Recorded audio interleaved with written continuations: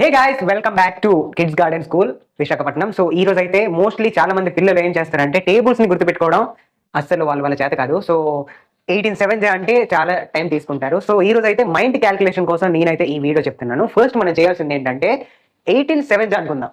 18/7 మనం 18 అనేది మర్చిపోతాం. కేవలం 7 ఇక్కడ వేసుకుందాం, పక్కన 0 వేసుకుందాం. ఓకే, 7 వేసుకున్న తర్వాత 8/7 ఎంత? 10 వరకు టేబుల్స్ డెఫినెట్లీ తెలిసి ఉంటుంది వాళ్ళకి. 8/7 56 అంటే ఏంటి? 70 + 56 126. సేమ్ ఇక్కడ కూడా సేమ్ అలానే చేయాలి. 8 0 వేసుకోవాలి, 72 152. అలానే ఇక్కడ కూడా 90 అండ్ 54. సేమ్ ఇక్కడ ఏమవుతుంది? 144. ఇక్కడ కూడా 8 0 16 96. అలానే ఇక్కడ ఏమవుతుంది?